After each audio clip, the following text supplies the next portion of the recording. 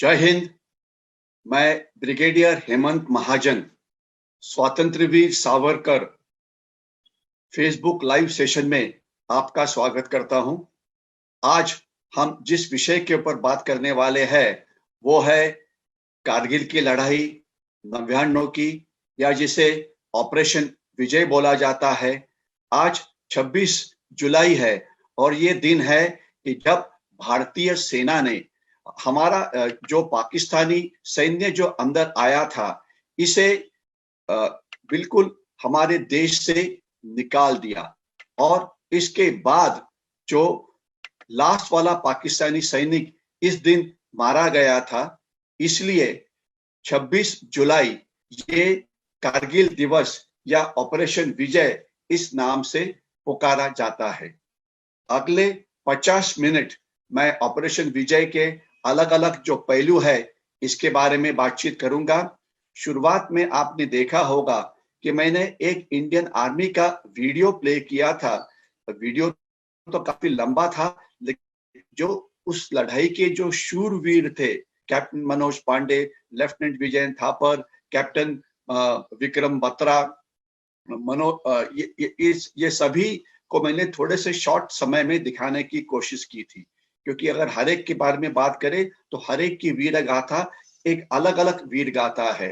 तो ये इसलिए मैंने कुछ हीरोज के बारे में बात करने की कोशिश की थी। 26 जुलाई को आज 21 दिन पूरे हो रहे हैं और ये वीर गाथा ऐसे है कि आज हर एक भारतीय के मन में ये बिल्कुल जागरूक है, जीवंत है। और ये जो दिन है 26 जुलाई का, ये हमारी भारतीय सेना की शौर्य गाथा में एक सोनेरी पन्ना बन के हमारे मेमोरी में बसा हुआ है। देखिए, कश्मीर की जो एलओसी की सीमा है उस पे 2 लाख सैनिक तैनात होते हैं, लेकिन कारगिल की सीमा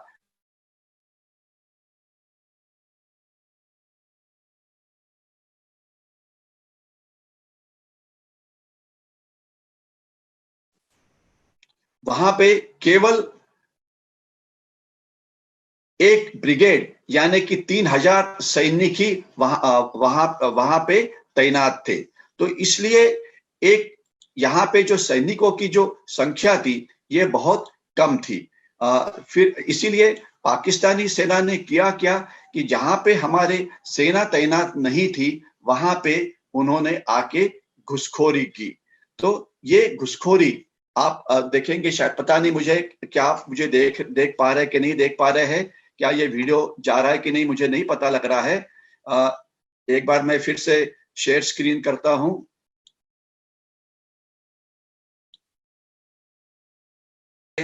और इसमें यहाँ पे हम बात कर रहे थे वो ये जगह है। तो ये जो जहां पे ये युद्ध हुआ था वहां पे पाकिस्तान ने अपनी 11 बटालियंस को अंदर लाया था। तकरीबन संख्या 10,000 से 11,000 थी। और इसे जब भारतीय सैन्य ने इनके खिलाफ ऑपरेशन शुरू किया तो उसे ऑपरेशन विजय इस नाम से पुकारा गया। टाइगर हिल, टोलोलिंग, खालूबार रिज, ये सब ऐसी जगह थी जहां पे भारतीय सेना ने अपना शौर्य का बिल्कुल एक बहुत अच्छा नमूना दिया। ये जो एरिया थी माउंटेनस थी, यहाँ पे टेक्नोलॉजी का कोई उपयोग नहीं होता था।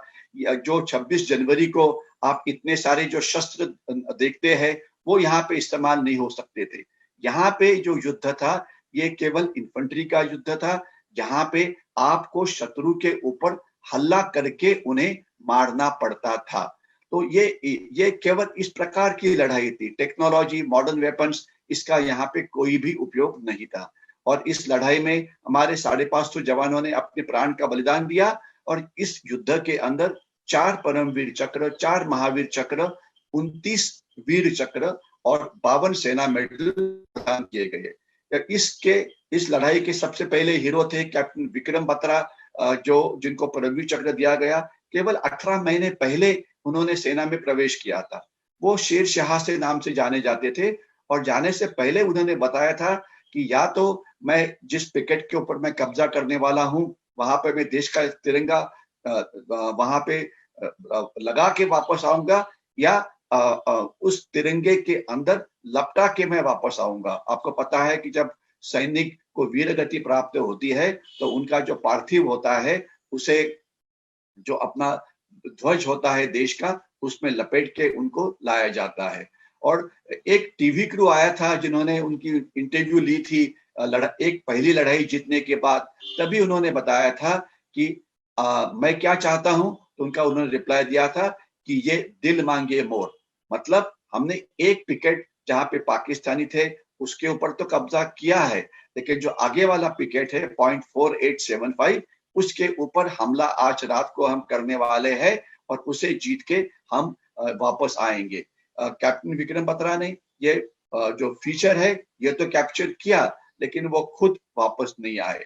नेक्स्ट हीरो थे लेफ्टिनेंट विजयन थापर, 15 मीटर से वो शत्रु के साथ लड़ रहे थे।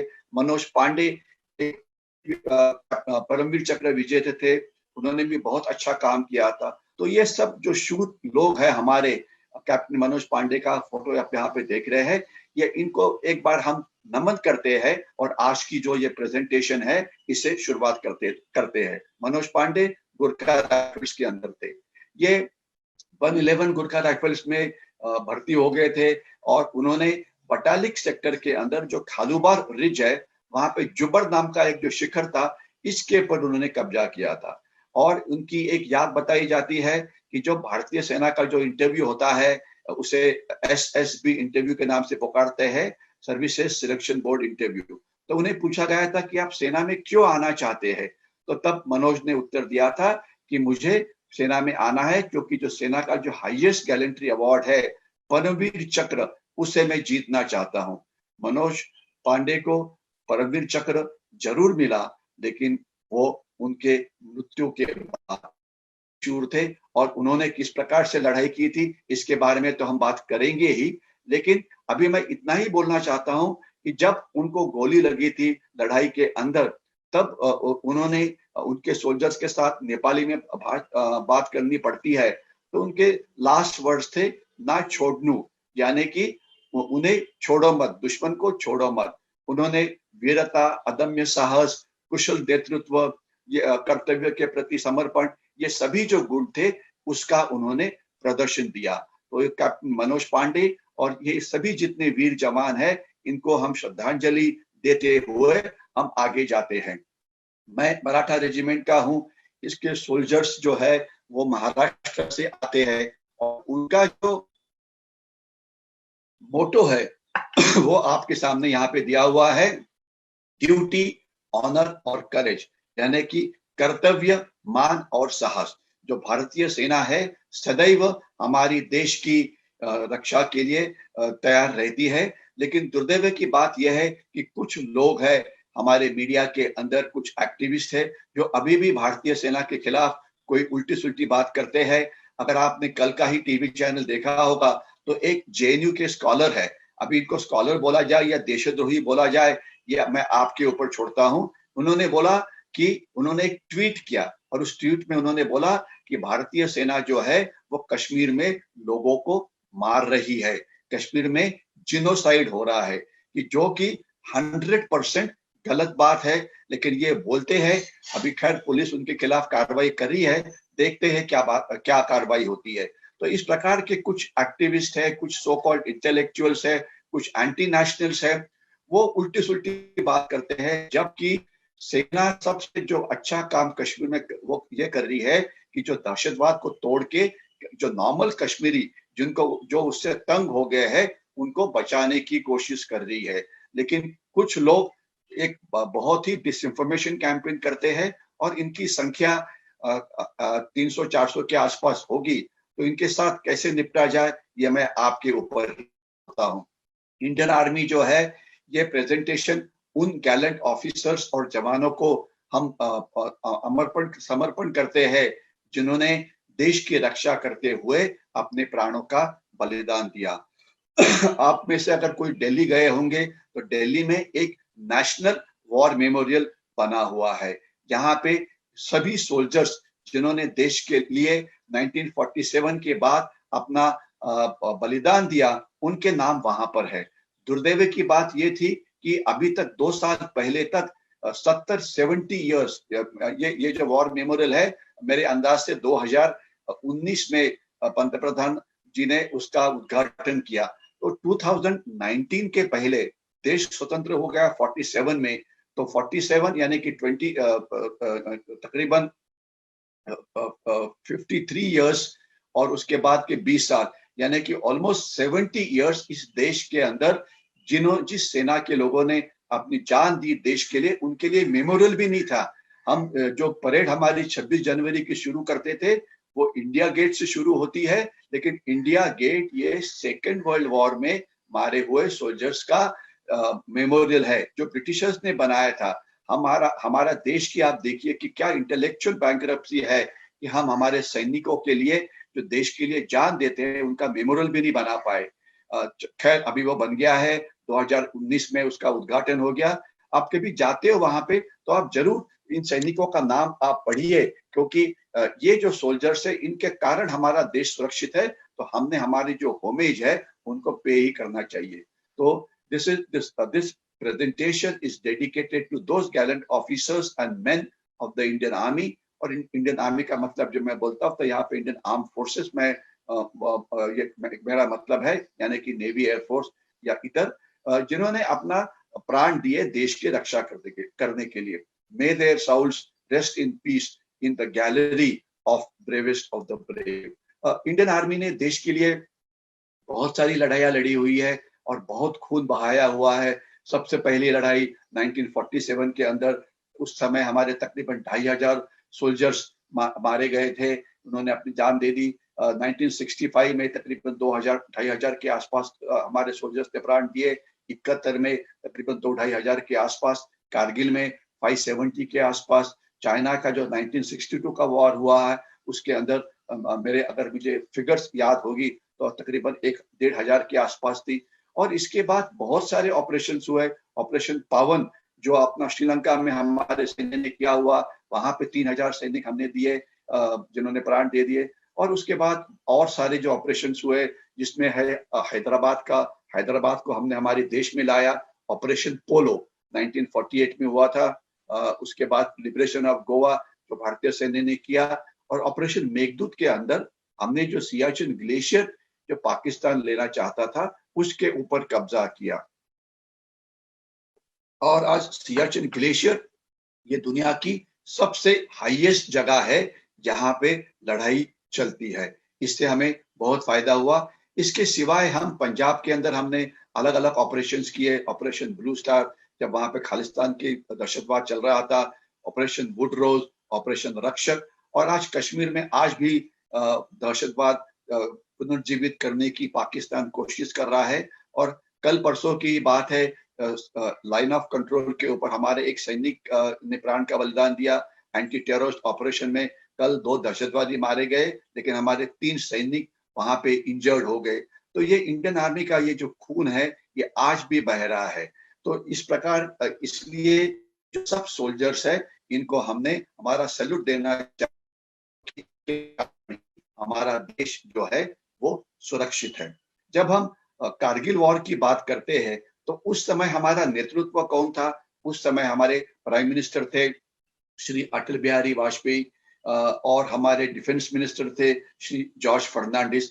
जॉर्ज फर्नांडिस ये एक महाराष्ट्र के सुपुत्र थे और एक बहुत ही अच्छे और कामयाब डिफेंस मिनिस्टर थे, लेकिन हिस्ट्री ने उनको जितनी इम्पोर्टेंस देनी चाहिए उतनी कभी दी नहीं। उन्होंने भारतीय सेना के लिए बहुत ही काम किया हुआ है।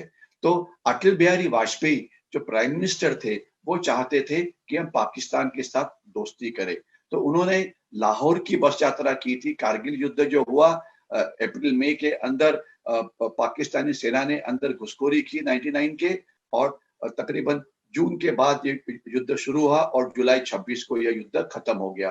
तो तकरीबन फरवरी के महीने के अंदर अटल बिहारी वाजपेयी ये पाकिस्तान में गए थे लाहौर बस यात्रा के ऊपर, जहां पे वो नवाज शरीफ पाकिस्तान के प्राइम मिनिस्टर को मिले थे। तभी उस समय उन्होंने कविता वहां पे सुनाई थी सबको। ये आपके सामने स्क्रीन पे नजर आ रही है।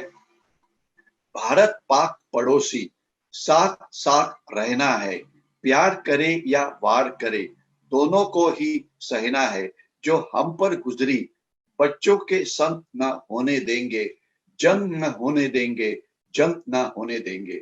अटल जी चाहते थे कि पाकिस्तान हमारा दोस्त बने, बहुत अच्छा ख्याल है, उन्होंने कोशिश की, लेकिन उसमें उनको बिल्कुल यश नहीं मिला। जब वो लाहौर बस यात्रा के लिए गए थे, उसी समय पाकिस्तानी सेना ने हमारे एरिया के अंदर घुसखोरी ये शुरू कर दी थी। तो ये है एक फेमस चित्र टाइगर हिल का, जिसके ऊपर हमारे सैनिकों ने जो तिरंगा लहराया था। कारगिल युद्ध का कोई भी पिक्चर इसके सिवाय कभी शुरू नहीं होता। तो ये है टाइगर हिल। अभी यहाँ की लड़ाई के बारे में बात करने के पहले ये समझना जरूरी है कि ये एरिया कितना डिफिकल्ट था, कि क्योंकि जब तक ये समझ में ना आए कि डिफिकल्टी क्या थी, तब तक आप इसे समझ नहीं पाएंगे। ये जो एरिया है ये लद्दाख का एरिया था।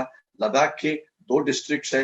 एक डिस्ट्रिक्ट आपको यहाँ पे नजर, ये है लद्दाख का एरिया, ये पूरा यहाँ देखिए। अच्छा, और यहाँ पे जो दो डिस्ट्रिक्ट है, एक तो लेह का डिस्ट्रिक्ट और नीचे कारगिल का डिस्ट्रिक्ट।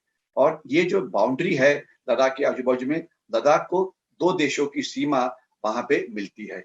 एक तो है ये जो सीमा है ये पाकिस्तान के साथ जुड़ी हुई है, ये देखिए जहाँ पे मेरा एरो घूम रहा है, ये पाकिस्तान के साथ। और यहाँ से जो सीमा है ये जो है ये चाइना के साथ, यानी कि लद्दाख की सीमा और कश्मीर की भी सीमा दो देशों को मिलती है। ये जो ब्लैक में है सियाचिन ग्लेशियर जिसकी मैंने बात थोड़े से पहले की। और ये जो एरिया है इसे पाकिस्तानी ऑक्यूपाइड कश्मीर बोला जाता है, या उसे पाकिस्तानी ऑक्यूपाइड जम्मू कश्मीर बोला जाता है। ये 1947 में पाकिस्तान के पास चला गया। और हमारी जो सेना थी तकरीबन, यहाँ जहाँ मेरा एरो नजर आ रहा है, यहाँ पर मुजफ्फराबाद उनकी कैपिटल है, वहां तक पहुंची थी। लेकिन हमारे जो उस टाइम के जो राज्यकर्ता थे उन्होंने सेना को वापस बुलाया, यानी कि हमारी सीमा तकरीबन कुछ ऐसे हो सकती थी, ऐसे, ये अभी अभी ऐसे है, ये ऐसे हो सकती थी। और अगर युद्ध और कुछ दिन चलता तो ये पूरा एरिया जो कश्मीर का है ये हमारे पास आ जाना था। लेकिन उन्होंने रोक लिया, क्योंकि वो सोचते थे कि पाकिस्तान के साथ दोस्ती कर लो ताकि पाकिस्तान मित्र बनेगा। पंडित जवाहरलाल नेहरू 1947 से लेकर 1963 तक हमारे प्राइम मिनिस्टर थे, लेकिन उनके समय पाकिस्तान के साथ कोई भी दोस्ती नहीं हो पाई। ये है जम्मू कश्मीर का लाइन ऑफ कंट्रोल। ये देखिए यहाँ जहाँ मेरा एरो जा रहा है, और 778 किलोमीटर यहाँ पे उनकी लंबाई है। और जैसे मैंने शुरुआत में बताया कि इस 778 किलोमीटर के ऊपर तकरीबन 1.5 लाख सेना हमारी तैनात है, जो पाकिस्तान के घुसखोरों को अंदर आने से रोकती है। लेकिन ये जो लद्दाख की सीमा यहाँ से लगी हुई है, इस सीमा के ऊपर तकरीबन सिर्फ एक ब्रिगेड थी, यानी कि 3000 से 3500 सोल्जर्स, यानी कि 784 किलोमीटर के लिए 1.5 लाख ट्रुप्स। लेकिन ये जो ज्यादा लंबा एरिया है उसके लिए कम ट्रुप्स, क्योंकि कारण अलग अलग है, उसके बारे में बात तो मैं करूंगा। और ये है अक्साई चीन, ये पाकिस्तान, ये चाइना के पास चला गया। हमने कोई लड़ाई नहीं की, क्योंकि इस जगह पे हमारी सेना तैनात थी नहीं। 62 के वॉर के अंदर हमारी सेना यहाँ पे थी नहीं, उनको पंजाब से लाया गया। ये यहाँ पे कोई फिरोजपुर या अमृतसर आपको नजर आ रहा है, उनको उठा के यहाँ पे लाया गया लड़ने के लिए। तो ये अक्साई चीन को मैंने दिखाया आपको, पाकिस्तान का एरिया दिखाया। ये एरिया जो है जो पाकिस्तान ने दे दिया चाइना को, यहाँ से चाइना पाकिस्तान इकोनॉमिक कॉरिडोर जा रहा है। ये है कश्मीर की वैली, ये जम्मू का एरिया, और ये जो है आपका इंटरनेशनल बॉर्डर है, ये शुरू होता है। ये एरिया बहुत ही सख्त है। इस एरिया के अंदर जो पाकिस्तान के अलग अलग जो फेमस गांव है ये यहाँ पे नजर आ रहे हैं। जो लाल में है ये पाकिस्तान के है, जो ब्लू में है वो हमारे है। गिलगिट पाकिस्तान और बाल्टिस्तान, ये बाल्टिस्तान नजर आ रहा है आपको। अस्तो एक गांव है। स्कार्दू वहाँ पे एयरफील्ड भी है। स्कार्दू का एक और फोटो मैं आपको दिखाऊंगा। एक इंपॉर्टेंट वहां पे टाउन है जहाँ पे इस लड़ाई की प्लानिंग हो गई थी। खपालू, और इस तरफ अक्साई चीन है। और यहाँ से इंडस यानी कि सिंधु नदी यहाँ से जाती है, और शोक रिवर भी यहाँ से जाती है। और ये हमारे गांव द्रास, कारगिल, लेह वगैरह। और ये हमारा एक रास्ता है जो जहाँ पे जाता है। अब आगे जाइए, जब आप एलओसी से सीमा की तरफ देखते हैं तो सीमा कुछ ऐसे नजर आती है। ये हिमालयन रेंजेस है। हाइट 9000 फीट से लेकर 29,000 फीट तक है। तकरीबन जो 15-16 हजार फीट के ऊपर के जो पीक्स है वहां पे यानी कि परमानेंट बर्फ होती है। एवरेस्ट के ऊपर, काराकोरम के ऊपर, कांचनजंगा के ऊपर बर्फ कभी पिघलती नहीं है। 15-16 हजार के नीचे बर्फ जरूर पिघलती है। और ये है स्कार्दू टाउन कि जो पाकिस्तानी ऑक्यूपाइड कश्मीर का एक इंपॉर्टेंट टाउन है। मैं इसे इसलिए दिखा रहा हूँ कि यहाँ पे एक उनका एडवांस लैंडिंग ग्राउंड है, नंबर 1। और दूसरा, इस एरिया में जो लड़ाई हो गई थी, उसकी, कारगिल की लड़ाई, उसकी प्लानिंग जो है वो यहाँ पे हो गई थी। इसलिए ये इसका मैं फोटो आपको दिखा रहा हूँ। और ये है ग्लेशियर्स। इस इलाके में ग्लेशियर काफी है। ग्लेशियर क्या होता है? ग्लेशियर यानी कि हिम नदी। अभी ये पीक देखिए, यहाँ पे बर्फ गिरती है।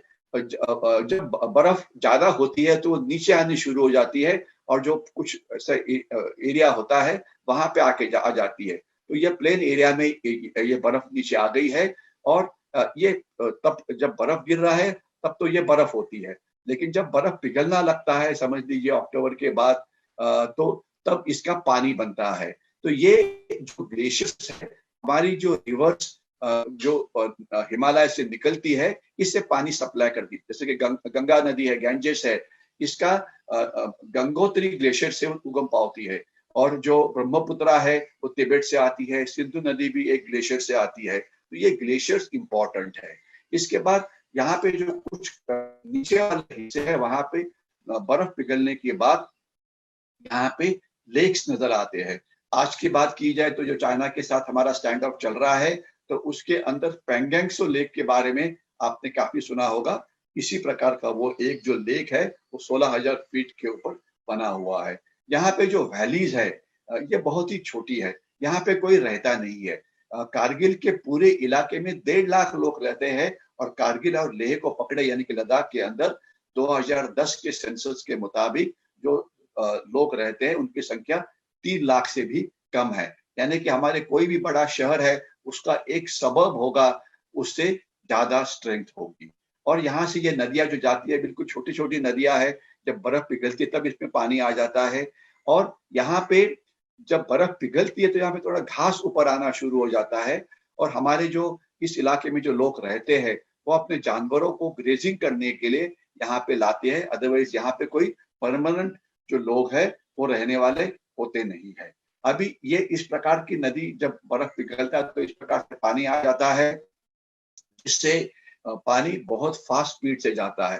तो अगर इसे क्रॉस करना है तो कोई बड़े ब्रिजेस यहाँ पे बने नहीं है, केवल वहां पे स्टील वायर रोप के ब्रिज बने हैं। देखिए ये स्टील वायर रोप है जिसके ऊपर एक ही आदमी एक समय इसके ऊपर जा सकता है। ये थोड़ा बड़ा है। तो ये इस ब्रिज के सिवाय, इस ब्रिज के ऊपर ना कोई गाड़ी जा सकती है, सिर्फ आदमी ही जा सकता है। तो ये इस प्रकार के ब्रिज देखिए। ये है पाकिस्तान का जो हाईएस्ट हिमालय का पीक है, जिसे काराकोरम बोला जाता है या K2 बोला जाता है। 28,251 फीट उसकी हाइट है। इसको ये मैं इसे इसलिए दिखा रहा हूँ कि पाकिस्तान जो आज हमारे देश में दहशतवाद फैला रहा है, उसे ऑपरेशन काराकोरम के नाम से पुकारा जाता है। इस काराकोरम के 3 हिस्से थे, काराकोरम 1, काराकोरम 2 और काराकोरम 3। काराकोरम 1 के अंदर पाकिस्तान ने खालिस्तानी दहशतवाद पंजाब के अंदर शुरू किया था, जिसकी अभी हमने कमर तोड़ दी है। काराकोरम 2 के अंदर 1980 के बाद बहुत हिंसाचार शुरू हुआ कश्मीर के अंदर, जिसे प्रॉक्सी वॉर भी बोला जाता है। इसकी अभी हमने कमर तो तोड़ दी है, लेकिन अभी भी 200 दहशतवादी आज भी कश्मीर वैली के अंदर है। और काराकोरम 3 यानी कि रेस्ट ऑफ इंडिया, जहाँ पे वो गड़बड़ करना चाहते थे, ईशान्य भारत में जो दहशतवादियों की गड़बड़, जो बंडखोर की गड़बड़ चल रही है, अभी काफी कम हो गई है लेकिन चल तो रही है। इसके सिवाय हमारे सेंट्रल इंडिया के अंदर नक्सलवाद या माओवाद या जो बॉम्ब ब्लास्ट वगैरह होते थे मुंबई पुणे के अंदर, खैर अभी 2014 के बाद ज्यादा नहीं हुआ है, लेकिन वो भी इस समय इसे सब पाकिस्तान ने शुरू किया था। और ये है मशको वैली, जहां से ये दहशतवादियों ने हमारे पास अंदर आने की कोशिश की। ये जो हमारा जो .4875 है, यहाँ से इस प्रकार की शक्ल जो है ये नजर आती है। ये है सियाचिन ग्लेशियर, जो मैंने पहले मैप दिखाया था। ये ग्लेशियर पाकिस्तान और चाइना के बॉर्डर के बीच में आ जाता है। और ये इसे इंडियन आर्मी ने ऑक्यूपाई किया। यहाँ पे बहुत सारी लड़ाइयाँ लड़ी हुई है, यहाँ पे काफी इंडियन आर्मी की कैजुअलिटीज होती है, लेकिन ये सब होता रहेगा क्योंकि हमने हमारे देश को सुरक्षित रखना है। सिर्फ इतना ही है कि सोल्जर्स की ये जो सैक्रिफाइस होती है, इससे पूरी देश ने जानना चाहिए और उनको सैल्यूट जरूर करना चाहिए। और हो सके तो हमने भी जिस प्रकार से सोल्जर्स देश के लिए कुछ ना कुछ करना चाहते हैं, तो उस प्रकार से हमने भी एक देशभक्त करके देश के लिए मैं क्या कर सकता हूँ, इस प्रकार से बात करनी चाहिए। आज हमारी देश की प्रॉब्लम ये है कि एक बहुत ही माइक्रोस्कोपिक माइनॉरिटी है कि जो देश के खिलाफ है, वो चाइना, जिसे हम चाइना प्रेमी बोल सकते हैं या पाकिस्तानी प्रेमी बोल सकते हैं, लेकिन 99% जो इंडियंस है उन्हें तो देश के बारे में प्यार है ही, लेकिन हम देश के लिए क्या कर सकते हैं ये इंपॉर्टेंट है। तो हम देश के लिए अगर अच्छा नागरिक बने, और जिस प्रकार से सोल्जर्स ने कारगिल के लड़ाई के अंदर जब ये लड़ाई में गए टाइगर हिल के ऊपर हमला करने के लिए, तभी सोल्जर्स को पता था कि उनमें से आधे लोगों ने वापस नहीं आना है, फिर भी वो गए क्योंकि वो उनकी ड्यूटी थी। तो इस प्रकार से जो ड्यूटी अगर हमारे सोल्जर्स निभा सकते हैं, तो हम एक सिटीजन बन के जिस फील्ड में हम काम कर रहे हैं, क्या हम उस फील्ड को वर्ल्ड क्लास नहीं बना सकते ताकि देश की प्रगति हो जाए? तो मेरे ख्याल से हमारे जो सोल्जर्स कारगिल में जिन्होंने जान दी, उनके लिए ये सबसे बड़ी ट्रिब्यूट होगी कि अगर हम अच्छा सिटीजन बन के हमारे देश के प्रगति में हमारा हाथ बार लगाते हैं। तो अभी ये जो एरिया है कारगिल का, इसका स्ट्रेटेजिक इंपॉर्टेंस क्या था, या हिंदी में इसका सामरिक महत्व क्या था? ये देखिए, ये है लाइन ऑफ कंट्रोल। ये नजर आ रहा है, ये लाइन जो आपको है, LCR लिखा हुआ है, और ये है पूरा पाकिस्तान का एरिया। अलग अलग फीचर्स आपको नजर आ रहे हैं, और ये इस तरफ अर्थात इंडिया है, ये आपको नजर आ रहा है। और ये है हमारा जो रोड की जो आता है, एक ही रोड है कारगिल आने के लिए, और उस समय था, अभी दो बने हुए हैं, लेकिन ये रोड शुरुआत होती है श्रीनगर से, इसे नेशनल हाईवे 1 अल्फा बोला जाता है, और उसके बाद ये द्रास में आके पहुंचता है, उसके बाद काक्सर, कारगिल, और इसके आगे वो जाता है लेह के लिए। और ये जो इम्पोर्टेंट चीजें हैं, मशको, द्रास, काक्सर, कारगिल, बटालिक, चोरबटला, तुर्तुक, ये इसी सभी एरिया में मैंने खुद ने सर्विस की हुई है। मेरी पल्टन 7 मराठा लाइट इन्फेंट्री जो काक्सर का एरिया यहाँ पे डिप्लॉयड थी, हम बटालिक में भी गए हुए हैं। और मैंने पल्टन छोड़ने के बाद दूसरी बार चोरबटला में मेरी पल्टन जो थी वो वहां पे तैनात थी, कुछ साल पहले की बात है।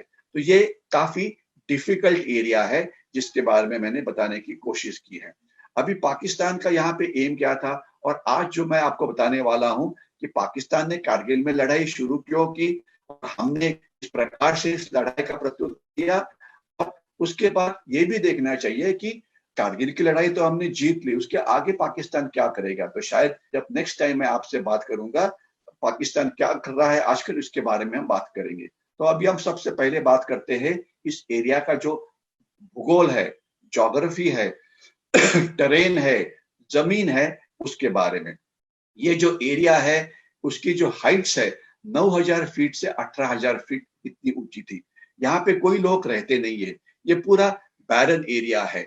ये देखिए, जब सनशाइन हुआ है तो टाइगर हिल किस प्रकार से नजर आता है, ये आपको नजर आएगा, लेकिन जब बर्फ गिरती है तो ये एरिया पूरा बर्फ से ढका हुआ होता है। यहाँ पे कोई जंगल नजर नहीं आ रहा है, इसलिए यहाँ पे जो प्राणवायु है ये बहुत ही कम है। ये रगेड एरिया है, रॉकी है, माउंटेनस है। यहाँ पे सोल्जर्स ने अगर हमला करना है और यहाँ पे दुश्मन बैठा हुआ है, तो उस दुश्मन उनको यहाँ पूरा देख सकता है, क्योंकि यहाँ पे बीच में कुछ कवर है ही नहीं। यहाँ पे ऑक्सीजन की कमी है, क्योंकि पेड़ नहीं है, इसलिए ऑक्सीजन कमी हो जाता है, और यहाँ पे एक्लिमेटाइजेशन करना पड़ता है। इसके बारे में मैं 2 मिनट आपसे बात करना चाहूंगा। कोई भी सोल्जर जो कहीं बाहर से आता है, अचानक यहाँ पे लड़ाई नहीं कर सकता। उनको पहले 9,000 फीट के ऊपर लाया जाता है, जहाँ पे 6 दिन उनको रखा जाता है, और हर एक दिन उनकी फिजिकल और मेंटल एक्लिमेटाइजेशन ये की जाती है। पहले दिन सिर्फ आराम करना, दूसरे दिन 1,000 मीटर चलना, तीसरे दिन 2,000 मीटर चलना, चौथे दिन 1,000 मीटर ऊपर क्लाइम करना, पांचवें दिन 1,500 मीटर क्लाइम करना, और छठवें दिन आपका जो बैटल लोड है, यानी कि आपका राइफल, आपका लाइट मशीन गन, ये सभी लेके आपने जाना। तो इस प्रकार से 6 दिन का ये युद्धाभ्यास 9000 फीट के ऊपर होता है। 10-15% सोल्जर्स इसमें अनफिट हो जाते हैं क्योंकि उनका ब्लड प्रेशर बढ़ जाता है, उनकी हार्ट की प्रॉब्लम शुरू हो जाती है, तो उन्हें आगे हम भेज नहीं सकते हैं। जो सोल्जर्स फिट होते हैं उनको 11,000 फीट के ऊपर भेजा जाता है और वहां पर भी 6 दिन इसी प्रकार का कार्यक्रम जैसे जो 9,000 फीट के लिए किया जाता है, यानी कि चलना, क्लाइंब करना, बैटल लोड के साथ चलना। उसके बाद 7वें दिन उनको भेजा जाता है 13,000 फीट के ऊपर। वहां पर फिर वही 6 दिन का कार्यक्रम किया जाता है, चलना, क्लाइंब करना, बैटल लोड्स को उठाना। इस तरीके से आपकी जो बॉडी है इसे फिजिकली और मेंटली कंडीशन किया जाता है। तो इसे यानी कि 23 दिन के पहले आप इस इलाके में लड़ाई के लिए फिट नहीं होते। अभी जो चाइनीज का प्रोपेगेंडा हमारे कुछ तज्ञों ने शुरू किया कि चाइना की आर्मी 24 घंटे में आके पहुंच गई है, उनको इतना भी पता नहीं है कि चाइनीज आर्मी यहाँ पे इस प्रकार से नहीं आ सकती। उनको 22 दिन का एक्लिमेटाइजेशन करना पड़ेगा, नहीं तो वो खुद ही मरेंगे। तो ये समझे बिना कुछ सोशल मीडिया वॉरियर्स है कि जो पाकिस्तान के प्रेमी हैं, चाइना के प्रेमी हैं, उल्टी सुल्टी बातें लिखते रहते हैं और हमारी जो कॉमन जनता है उनको डराते रहते हैं कि क्या होने वाला है। ये ब्रिज लाइन है, देखिए नैरो है। अगर आपने यहाँ से देखिए यहाँ से नीचे आना है तो चलना कितना कठिन होगा। कि बड़े बड़े बोल्डर्स होते हैं यहाँ पे, आने के लिए जाने के लिए एक ही ट्रैक होता है। ये देखिए आपको एक फुट ट्रैक ही नजर आ रहा है, अगर आप देख पाएंगे तो ये एक फुट ट्रैक। अगर आपने यहाँ पे जाना है तो आप बिल्कुल जा नहीं पाएंगे, सीधी बात है। तो इसलिए जो चलना होता है ये काफी डिफिकल्ट होता है। अभी यहाँ पे ना कोई फुट ट्रैक चलेंगे कैसे, तो आपको अपने चारों हाथ पैर का इस्तेमाल करते हुए जिस प्रकार से माउंटेनियरिंग की जाती है उस प्रकार से आपको जाना पड़ता है। और यहाँ पे एक साथ कितने सोल्जर जाएंगे, एक के पीछे एक ही जा सकते हैं। दुश्मन आपको ऊपर से देख रहा है, तो इसलिए पढ़ने आपकी एफिशिएंसी एकदम कम हो जाती है, तो आपको काफी समय लगता है। ये देखिए फिर से एक बार टाइगर हिल का पिक आपको दिखा रहा हूँ। और यहाँ जो सैनिकों को जो मदद की जाती है उनका सामान ले जाने के लिए, खास तो एम्युनिशन वगैरह, तो उसके लिए अलग अलग चीजों को इस्तेमाल किया जाता है। जैसे कि घोड़े है, इसे एक्चुअली म्यूल बोला जाता है। और ये आर्मी के म्यूल है, तो तकरीबन 80 किलोग्राम का वजन अपने पीठ पे ले जाते हैं। उनका आप देख रहे होंगे एम्युनिशन। और ये इसे म्यूल का ड्राइवर बोला जाता है, लेकिन बेसिकली 2 खच्चरों के पीछे एक फौजी होता है जो उन्हें आगे ले जाता है। इस प्रकार के हेलीकॉप्टर्स यहाँ पर है, लेकिन उनकी यांत्रिक क्षमता ये बहुत ही कम होती है। और उनका इस्तेमाल कहाँ किया जाता है, जहाँ पर हेलीपैड्स है वहीं पर, सब जगह पे ये जा नहीं सकते। और माउंटेन्स एरिया में तो अलग अलग जगह पे हेलीपैड होते नहीं है। तो यहाँ पे देखिए खच्चर यहाँ पे पानी भी ले जा रहे हैं, ये उनका राशन ले जा रहे हैं, ये एम्युनिशन ले जा रहे हैं। ये सैनिक, अभी देखिए हर एक सैनिक को तकरीबन 20 से 25 किलो सामान अपने पीठ पे ले जाना पड़ता है। और अभी देखिए राइफल है, इनके पीछे उनका ये आप देख रहे हैं उनका सोने का मैट्रेस है, इसके अंदर एम्युनिशन और उनका रोज का सामान है। ये आप देख रहे होंगे कि किस प्रकार का है। तो ये एक बहुत ही फिजिकली टायरिंग एफर्ट होता है। रोड्स एक ही रोड है, लेह कारगिल जो मैंने आपको दिखाया था, तो इसलिए रोड इस इलाके में बहुत ही कम है, बिल्कुल नहीं है। दहशतवाद को मतलब स्प्रेड करने की कोशिश पाकिस्तान कारगिल में बहुत दिन से कर रहा है, लेकिन इसलिए कि कारगिल के लोग बहुत ही अच्छे हैं, यहाँ पे कोई भी उन्हें सपोर्ट नहीं मिला हुआ है। ये अभी देखिए कुछ माउंटेन रेंजेस जो 18,000, 19,000, 20,000 फीट के है, जो हमें क्रॉस करना पड़ता है अगर आपने कारगिल या लेह में जाना है। इस तरफ श्रीनगर है, ये जो माउंटेन रेंजेस है उसे ग्रेट वेस्टर्न हिमालय रेंजेस बोला जाता है। उसके बाद ये जंस्कार रेंज है। कश्मीर और कारगिल जो है, कारगिल में जाने के लिए आपको इस रेंज को पार करके यहाँ जाना पड़ता है। और लेह जो है ये लद्दाख रेंज के और जंस्कार के बीच में है, तो यहाँ से फिर पास से रास्ता यहाँ जाता है। और आजकल जो स्टैंड ऑफ चाइना के साथ चल रहा है वो काराकोरम रेंज के आसपास चल रहा है। तो यहाँ पर एक और रेंज को आपको क्रॉस करना पड़ता है। तो यहाँ पे अभी एक रोड बनी है जो लेह से जाती है दौलत बेग ओल्डी के लिए। उसको शायद नेक्स्ट हम मिलेंगे तो हम उसके बारे में बात करेंगे। और ये देखिए ये रोड है, the only road in this area जहां पर गाड़ी से आप जा सकते हैं। देखिए इस तरफ जम्मू है, तो जम्मू से ये रोड शुरू होती है वाया श्रीनगर, जोजिला। ये तकरीबन अगर मुझे याद होगा तो 13-14 हजार फीट से ज्यादा ऊपर है। अभी ये 6 महीना ही खुली रहती है, बाकी बाद ये बंद हो जाती है। तो इसके बाद अभी हम कोशिश कर रहे हैं कि इसके जोजिला के नीचे एक 10-11 किलोमीटर की टनल बनाई जाए, ताकि हम डायरेक्टली द्रास में पहुंचे, क्योंकि द्रास ये वैली में है। तो फिर ये रोड मतलब एटलीस्ट कारगिल तक हम 12 महीने जा पाएंगे। और उसके बाद ये रोड कारगिल कलसी लेह के लिए जाती है और आगे दौलत बेग ओल्डी वगैरह के लिए जाती है, जिसके बारे में हम कभी बाद में बात करेंगे। ये रोड अगर आप देखेंगे कि ये रोड हमारे से बहुत ही पास में है, यानी कि जो एलओसी है, एलओसी से काफी पास में है। आप देखेंगे कि ये पाकिस्तानी ऑक्यूपाइड कश्मीर है और ये जो एरिया है ये पूरा हमारा है। तो इसलिए पाकिस्तान ने इस रोड को कट करने की कोशिश थी उनकी, क्योंकि ये रोड सिर्फ अगर ये रोड जून से जब अक्टूबर तक शुरू रहती है, और लड़ाई आपने शुरुआत की थी तकरीबन मई में घुसखोरी शुरू की, जून में लड़ाई शुरू हो गई, जुलाई तक लड़ाई चलती रही। तो अगर इस लड़ाई में अगर पाकिस्तान ये फीचर्स को कैप्चर कर लेता, तो अक्टूबर के बाद इतनी ज्यादा बर्फ हो जाती है, तो अगले जून तक कोई लड़ाई नहीं हो सकती थी। यानी कि वो पूरा जो भाग था कारगिल लेह का, ये पाकिस्तान के पास जाना था। लेकिन हमारी सैन्य के शूरता के कारण इस प्रकार से ये बात हो नहीं पाई। आगे वाला जो भाग है, इसमें मैं आपको ये बताने वाला हूं कि यहाँ पे पाकिस्तान का क्या इरादा था, पाकिस्तान ने ये क्यों किया, ये इस बारे में बात करेंगे हम। अटल बिहारी वाजपेयी जी के बारे में मैंने बात की थी, लाहौर बस यात्रा के बारे में मैंने बात की थी। उन्होंने कोशिश की, लेकिन उनकी कोशिश को यश नहीं मिला। उस समय जो पाकिस्तान के जो रूलर्स थे, वो आपको अभी नजर आ रहे हैं। एक तो थे पाकिस्तान के पहले रूलर थे 72 तकरीबन, मेरे ख्याल से 82 या 83 तक, जनरल जियाउल हक। 71 की लड़ाई के बाद ये पाकिस्तान के मिलिट्री रूलर बने, और कारगिल की लड़ाई की प्लानिंग एक्चुअली जनरल जियाउल हक ने की हुई है। लेकिन उनके जब तक वो जिंदा थे तब तक वो कभी ये कर नहीं पाए। और जनरल जियाउल हक का जो डेथ हो गया वो एक इसी प्रकार से एक उनका जो विमान था, उनका जो एयरक्राफ्ट था, उसमें बॉम्ब स्फोट हो गया, जिसमें वो मारे गए।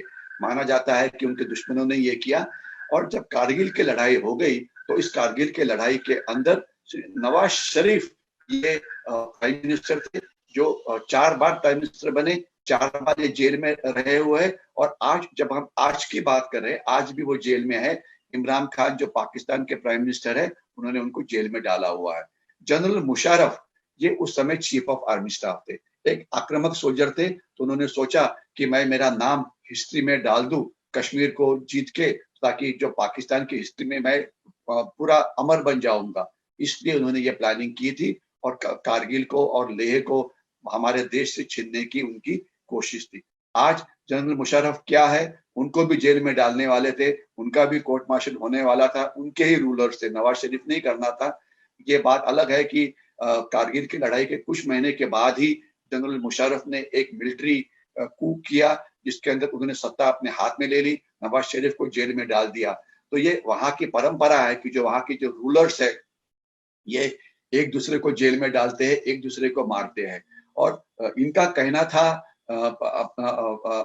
नवाज शरीफ का कि ये जो कारगिल का जो युद्ध बना था, उसके बारे में मुझे किसी ने कुछ बताया नहीं था, यानी कि वो सीक्रेट रखा गया था। उसमें कुछ सच है, ये आर्मी की प्लान थी और ये टॉप सीक्रेट रखी गई थी। इसलिए उन्होंने कोई सोल्जर्स बाहर से नहीं लाए, वहां पे सेंसरशिप किया, वहां पे किसी को पता ना होने के लिए जो कार्रवाई की वो रात के समय की गई, वगैरह वगैरह। और इसकी जो लड़ाई की जो तैयारी थी, वो रात के समय ही की गई। आपको याद होगा कि 99 में ये कारगिल की लड़ाई हो गई। 2001 में हमारे देश ने एक बार फिर कोशिश की, मुशर्रफ तब मिलिट्री रूलर बने थे, कि एक बार उनके साथ फिर शांतता प्रस्तापित करें। तो उन्हें आगरा में बुलाया गया था, जिसे आगरा समिट के नाम से बोला जाता है। कोशिश हो गई, लेकिन वो बिल्कुल नाकाम हो गई। पाकिस्तान के साथ मित्रता करने की कोशिश हमारे रूलर्स ने बहुत की हुई है, लेकिन इससे कभी भी कामयाबी नहीं मिलेगी, क्योंकि पाकिस्तान क्या चाहता है, कश्मीर। जब तक आप कश्मीर ना दे तब तक वो लड़ाई करते रहेंगे। कुछ लोग बोलते हैं कि कश्मीर दे दो उनको, उसके बाद तो चुप बैठेंगे। बिल्कुल नहीं, पाकिस्तान कश्मीर मिलने के बाद भी चुप नहीं बैठेंगे, क्योंकि कश्मीर केवल एक बहाना है। पाकिस्तान की आर्मी की पूरी एग्जिस्टेंस ये हमारे देश के खिलाफ हेट के ऊपर डिपेंडेंट है। तो इसलिए पाकिस्तान के साथ किस प्रकार से बात की जाए, पाकिस्तान के साथ कैसे डील किया जाए, ये एक इस प्रकार का आह्वान है जो पिछले 70 साल से हम झेल रहे हैं। पाकिस्तान की जो गुप्तचर संस्था जो आईएसआई है, इंटर सर्विसेज इंटेलिजेंस, उनका मोटो है bleeding India by thousand cuts. अलग अलग जगह के ऊपर दहशतवादी भेजना, बॉम्ब ब्लास्ट करना, नुकसान करना, 26/11 का हल्ला, 93 के बॉम्ब ब्लास्ट, पंजाब में हुए बॉम्ब ब्लास्ट, उसके बाद कश्मीर में चला हुआ छुपा युद्ध, ये सब आपको इसके बारे में पता है। लेकिन 2014 के बाद शायद जो बाहर के बॉम्ब ब्लास्ट ये काफी कम हो गए या बंदी हो गए हैं। कश्मीर की जो प्रॉक्सी वॉर चल रही है वो उसमें भी काफी कमी आ गई है, और शायद अभी 200 दहशतवादी बढ़े हुए हैं।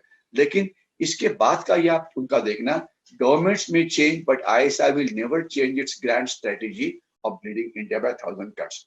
इमरान खान आए तो पहले उन्होंने सोचा कि देश मैं शांतता प्रस्थापित करूं, लेकिन उनको कुछ करने के लिए पाकिस्तान की आर्मी देगी ही नहीं। तो इमरान खान आएंगे जाएंगे, हमारे देश में रूलर्स आएंगे, लेकिन पाकिस्तान आपसे शांतता नहीं करने वाला है, और अभी चाइना के साथ मिलके वो और ज्यादा गड़बड़ करने वाला है। और उनका एक वेदवाक्य है, जिहाद is not only a means to an end, but it is also an end in itself. He who dies in the course of jihad is blessed by Allah. अभी मैं आपको एक ही चीज इसमें बोलना चाहता हूँ। कल की एक ब्रेकिंग न्यूज आ रही थी, जिसके ऊपर मुझे कमेंट्स पूछा गया एक टीवी चैनल के ऊपर, कि ये खबर आई है कि जो चाइनीज वायरस जो वुहान से निकला और पूरी दुनिया को उसने बर्बाद कर दिया, और हमारे देश के खिलाफ और पूरी दुनिया के खिलाफ चाइना ने एक बायोलॉजिकल महायुद्ध शुरू किया, और आज भी हमें पता नहीं है कि यह कब खत्म होने वाला है। आज की फिगर देखो, महाराष्ट्र की कहीं पर भी अभी जिस तरीके से काम चल रहा है, ये काफी दिन चलने वाला है। तो ये काफी नहीं था, ये चाइनीज वायरस के कारण हमारी जो इतनी सारी लोग मारे गए हैं वगैरह। तो अभी कल की बात यह है कि चाइना अभी पाकिस्तान को एक बायोलॉजिकल लैब प्रेजेंट कर रहा है, जिसके बारे में एक ब्रेकिंग न्यूज आई थी। एक ऑस्ट्रेलिया के एक साइंटिस्ट, एक इन्वेस्टिगेशन एजेंसी ने ये खबर दी थी, और इसके ऊपर सिर्फ पाकिस्तानी आर्मी का ही कंट्रोल रहने वाला है। यहाँ पे बायोलॉजिकल रिसर्च होगा अलग अलग वायरस के ऊपर। ये चाइना क्यों करना चाहता है? तो ये bleeding India by thousand cuts bomb blast, ये अभी एक पुरानी बात हो रही है। अभी bleeding India by thousand viruses शायद शुरू करने की कोशिश चाइना कर रहा है, और उसे वो पाकिस्तान को इस प्रकार के वायरसेस प्रेजेंट कर रहा है। वो चाहता है कि वायरस के ऊपर जो रिसर्च हो जाए वो पाकिस्तान में हो, ताकि गलती से अगर वो बाहर आ जाता है, जैसे वो वुहान में चाइना से बाहर निकला और पूरी दुनिया को बर्बाद कर दिया, तो इस प्रकार से बर्बादी पाकिस्तान की होगी और लोग ब्लेम करेंगे पाकिस्तान को। तो इससे हमारा बायोलॉजिकल वॉर का खतरा और बढ़ेगा। तो मेरे ख्याल से हमारे देश ने अभी इकट्ठा होने के सिवाय और कोई सवाल नहीं है। पाकिस्तान और चाइना हमें बहुत ही तंग करने वाले हैं आगे आने वाले दिनों में, तो इसके बारे में तो हम बात करेंगे। तो लेकिन अभी मैं केवल अगले 2-3 मिनट में रुकने वाला हूं, क्योंकि मेरे 50 मिनट जो है वो पूरे होने वाले हैं, और अगर कुछ क्वेश्चंस है तो उसके बारे में हम बात करेंगे।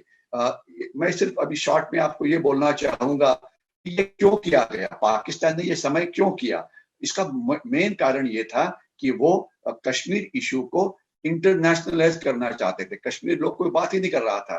दूसरा, कश्मीर में जो दहशतवाद है ये बहुत ही कम हो गया था, तो उसे पुनर्जीवित करना था।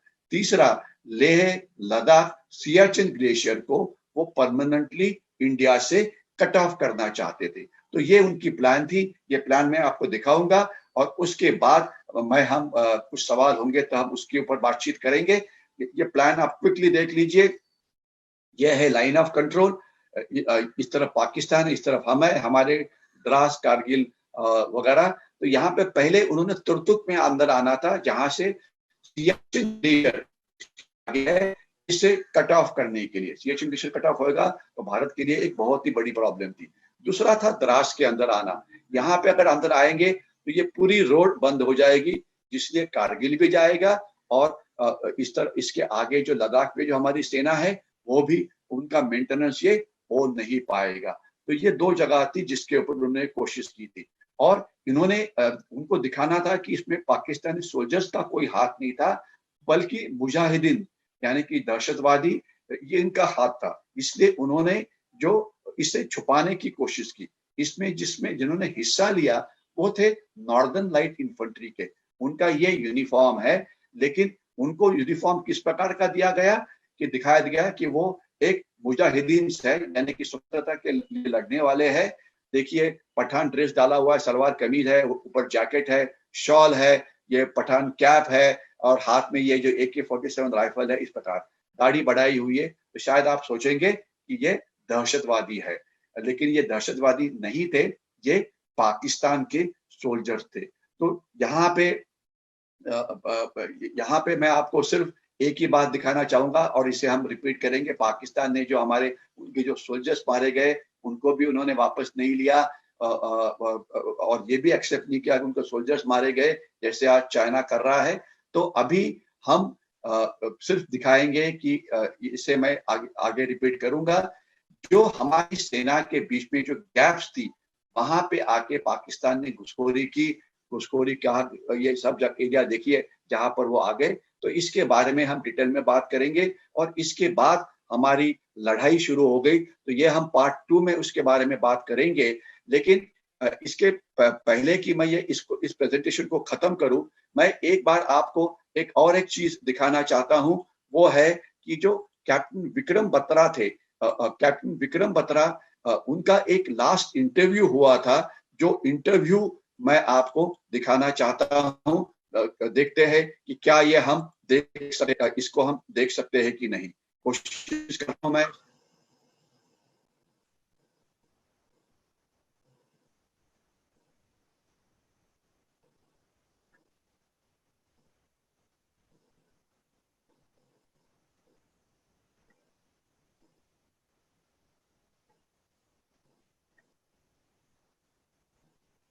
रानी मैं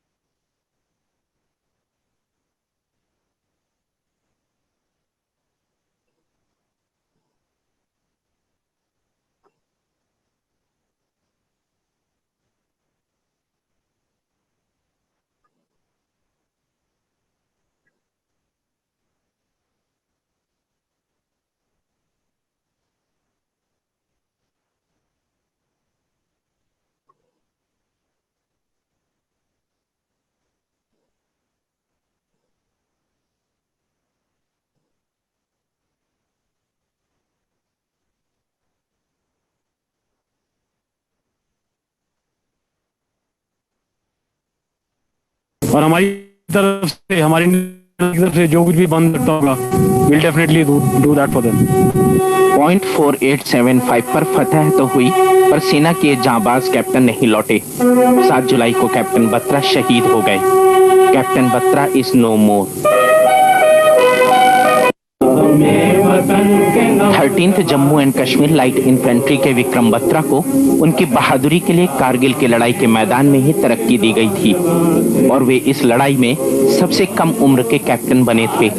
अपनी बटालियन में शेरशाह के नाम से मशहूर कैप्टन बत्रा ने 20 जून को टाइगर हिल के पास .5140 की चोटी फतह कर इस जीत को अपने साथियों के नाम किया था और उस वक्त नारा दिया था, ये दिल मांगे मोर। हमारे लड़के इतने जोश में थे कि उन्होंने कुछ सोचा ही नहीं।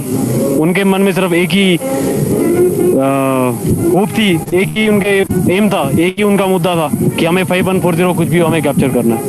.5140 से कैप्टन बत्रा की डेल्टा कंपनी ने 13 घुसपैठियों को मारकर भारी तादाद में असलहे बरामद किए। इनमें 12.7 mm की हैवी मशीन गन भी थी, लेकिन उनकी जीत का सफर रुका नहीं। अब निशाना था .4875। कैप्टन बत्रा और उनकी कंपनी के जवान फिर निकल पड़े। सबसे बड़ी बात, जिन्होंने भी जो यहाँ पे हमारे भाई लोग शहीद हुए हैं, उन्होंने देश के लिए जान दी है और मैं यही करूँगा कि उनके घर वालों को शांति मिले और हमारी तरफ से, हमारी इंडियन आर्मी की तरफ से जो कुछ भी बन सकता होगा, will definitely do that for them. .4875 पर फतह तो हुई, पर सेना के जांबाज कैप्टन नहीं लौटे। 7 जुलाई को कैप्टन बत्रा शहीद हो गए। कैप्टन बत्रा इज नो मोर।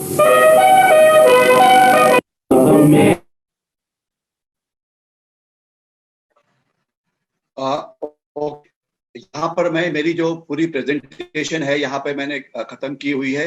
अगर कुछ सवाल है तो ये सवाल हम आगे कुछ मिनट के लिए ले सकते हैं। मैं देखता हूँ चैट, अगर आपके सवाल है तो चैट में जरूर डालिए। सतीश दीक्षित जी जय हिंद बोल रहे हैं। हेमंत तांबट जी भारत माता की जय बोल रहे हैं। आरती ठाकुर जय हिंद बोल रही है। राजेंद्र बराड़कर जी जय हिंद बोल रहे हैं। वसंत बेडेकर जी नमस्कार और जय हिंद बोल रहे हैं। प्रदीप राव देशपांडे जय हिंद बोल रहे हैं। उदय अग्निहोत्री सभी वीरों को नमन कर रहे हैं। बिल्कुल सही है ये प्रेजेंटेशन में, इसलिए मैंने जो शुरुआत की वो शुरुआत मैंने उन शूरवीरों के साथ की, क्योंकि ये लड़ाई है, उसके लिए तो हम 7 दिन आगे बात कर सकते हैं।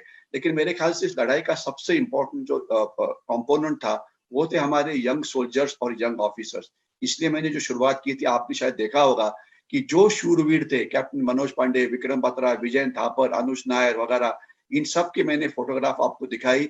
और एक जो लता मंगेशकर की जो फेमस सॉन्ग है ये मेरे वतन के लोगों, उसके साथ दिखाया था। तो शायद आपने उनको देखा होगा और हम उनको एक बार बिल्कुल नमन करते हैं।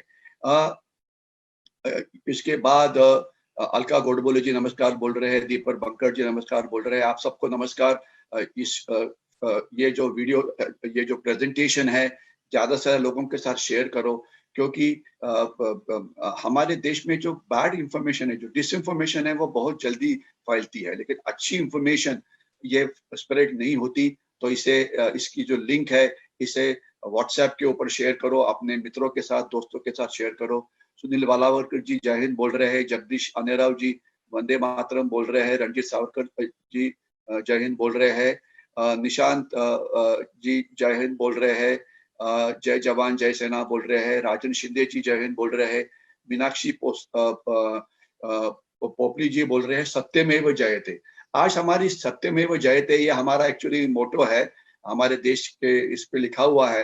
लेकिन हमारे देश में हमेशा असत्य की विजय ज्यादा होती है। आप देखेंगे कि इतना प्रोपेगेंडा चलता है, इतना डिसइंफॉर्मेशन चलता है कि इसके बारे में अच्छी जो इंफॉर्मेशन है ये छुप जाती है और जो खराब इंफॉर्मेशन है वो ज्यादा आगे आती है। तो इसलिए ये जो जिन्होंने देश के लिए एक्चुअली काम किया है, इन सोल्जर्स की ब्रेवरी आप जरूर शेयर करिए। मैं आपको ये बोलना चाहूंगा कि पिछले हफ्ते की बात है, एक हमारा सिपाही पेहरे, अगर मुझे नाम ठीक याद होगा, ये बुल्ढाना डिस्ट्रिक्ट चिखली का था। उसने अपने प्राण दिए लद्दाख के अंदर।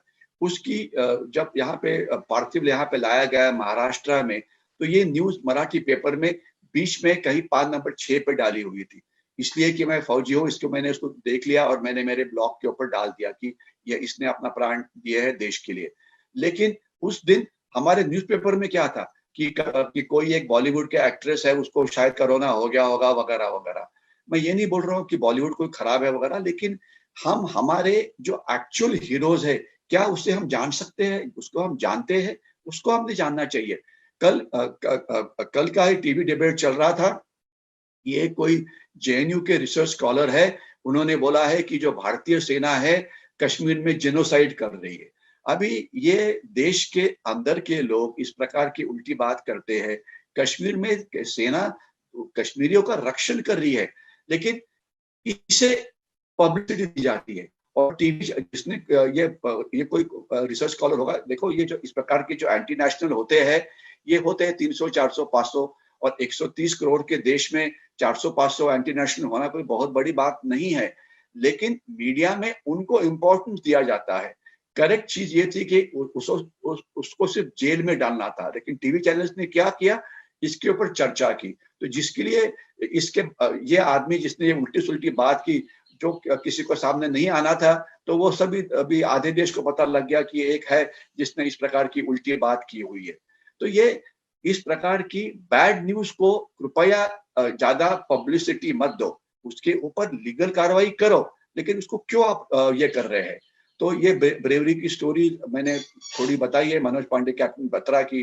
अगर आप मीनाक्षी जी पूछ रही है, साक्षी अग्रवाल पूछ रहे कि please share the bravery stories. आपने पहले शुरुआती मैंने ब्रेवरी से की थी, तकरीबन 4 मिनट का जो ये था, उसमें सभी ब्रेव सोल्जर्स आए थे। वीडियो तो बड़ा था, लेकिन समय के कारण मैंने सिर्फ उसको आधा ही प्ले कर दिया। कल हम फिर से बात करेंगे। भराड़कर जी बोल रहे हैं पाकिस्तान का नामो निशान मिटाना चाहिए। इसका आपकी बात सही है, पाकिस्तान के साथ किस प्रकार से डील किया जाए, ये एक बहुत ही बड़ा आह्वान है। लेकिन ये मानना है कि पाकिस्तान शायद इसके टुकड़े हो सकते हैं, बलूचिस्तान अलग हो सकता है, क्योंकि बलूचिस्तान आज अलग स्वतंत्र मिलाने के लिए लड़ाई कर रहा है। और शायद सिंध में भी जियो सिंध मूवमेंट ये शुरू है। वजीरिस्तान जो लगा हुआ है पाकिस्तान की सीमा के साथ, वो अफगानिस्तान में जाना चाहता है। तो ये सब देखते हैं क्या होगा वगैरह। और अलका गोडवले जी बोल रहे हैं कि सभी लड़वैयों को सलाम वगैरह। तो मेरे ख्याल से यहीं पे ये क्वेश्चंस, इसके बाद मुझे क्वेश्चंस नजर नहीं आ रहे हैं। अगर आपको इसके ऊपर कोई सवाल होंगे तो आप जरूर भेजिए, क्योंकि इसका जो भाग 2 है, पार्ट 2, जो ज्यादा लड़ाई पे ऊपर कॉन्सेंट्रेट करेगा। लड़ाई जो टाइगर हिल पे हुई थी, लड़ाई जो कालूबार रिच के ऊपर हुई थी, लड़ाई जो बटालियन के अंदर हो गई थी, लड़ाई जो काक्सर के ऊपर हो गई थी, और वहां पे जो हमारे ब्रेव सोल्जर्स थे उनके ऊपर हम बात करेंगे। और 1-2 ब्रेव सोल्जर्स को थोड़ा ज्यादा डिटेल में बात करेंगे। विजय थापर है, मनोज पांडे है, क्योंकि उनकी ब्रेवरी ये नहीं है कि उसके बारे में पता नहीं है, पता तो है, लेकिन शायद उनको उसको एक बार फिर आगे लाना चाहिए, ताकि हमारी जो अभी जो यंगर जनरेशन है उनसे मोटिवेशन ले। और यंगर जनरेशन ही नहीं, ये लड़ाई की स्टोरीज हम क्यों सुनते हैं। ये कोई एक युद्धस्थ कथा रम्य इस नाम का एक ये कहना है, ये केवल स्टोरी सुनने के लिए नहीं है। ये स्टोरी है कि इसे देख के जिस प्रकार से उन्होंने देश के लिए कुछ खास काम किया, तो हम हर एक भारतीय अगर देश की प्रगति में हमारा हाथ बाहर लगा सकते हैं तो बहुत अच्छी बात होगी, ताकि उससे देश की प्रगति होगी। और चाइना के साथ जो लॉन्ग टर्म लड़ाई चलने वाली है, इससे हमें कामयाबी मिलेगी। आजकल भारतीयों में एक चीज ये हो गई है कि हम बात बहुत करते हैं, लेकिन एक्शन यानी कि कार्रवाई बहुत ही कम करते हैं। मैं मेरे हमेशा जब मेरी बातचीत खत्म होती है तब मैं बताता हूं कि हम देश के लिए क्या कर सकते हैं। देश के लिए जो अभी चाइना के साथ लड़ाई चल रही है, पाकिस्तान के साथ लड़ाई चल रही है, तो चाइनीज गुड्स के ऊपर बॉयकॉट डालो, कोई भी चाइनीज चीज मत खरीदो। ये इंफॉर्मेशन आप अपने मित्र परिवार सबके साथ शेयर करो। जो आप जिस इलाके में रहते हैं वहां पे कान और आंख खुला रखो। वहां पे कोई बांग्लादेशी घुसखोर है तो उसकी खबर पुलिस को दो। कोई उल्टी बात होने वाली है, आजकल की खबर आई थी कि केरला और यूनाइटेड नेशंस की रिपोर्ट है, तो बोलते हैं कि केरला और कर्नाटका के 300 युवक आईसिस में गए हुए हैं। और आज कुछ हमारे युवक है, उनकी संख्या 400-500 के आसपास होगी, कि जो शायद आईसिस में यानी कि दहशतवाद में गए हुए हैं। अगर आप इनके बारे में खबर चाहते हैं तो गूगल सर्च में नाम डालिए NIA, नेशनल इन्वेस्टिगेशन एजेंसी। जो आईसिस में लोग गए हैं उनके फोटोग्राफ या उनके बारे में खबर आपको यहाँ पे मिलेगी। तो कुछ लोग माओवाद में जाना चाहते हैं, कुछ लोग क्राइम में ये करते हैं। तो हमारे युवकों को सेफ रखो, हमारी जो लड़कियां हैं उनका रक्षण करो, सीनियर सिटीजन की रक्षा करो, देश के लिए पानी बचाओ, देश के लिए बिजली बचाओ। शेतकरी जो है अभी आर्थिक व्यवस्था बहुत ही खराब हो गई है चाइनीज वायरस के कारण, तो डायरेक्ट सामान शेतकरियों से लो, बी इंडियन बाय इंडियन, इस प्रकार की कार्रवाई करो। यानी कि चाइनीज गुड्स बिल्कुल नहीं लेना। आप ई कॉमर्स के ऊपर जा रहे हैं तो अभी वहां पे कहाँ पे क्या बना हुआ है ये आ जाता है। तो इसलिए हम इसके बारे में हमने चाइनीज गुड्स को बिल्कुल बॉयकॉट करना चाहिए। एक अभी जब मैं बातचीत कर रहा था, अभी मैं अगले 2 मिनट में खत्म करने वाला हूँ, विनायक पेडनेकर जी ने पूछा है कि इंडियन आर्मी को पता कैसे लगा नहीं कि पाकिस्तान आर्मी कारगिल में आई हुई है।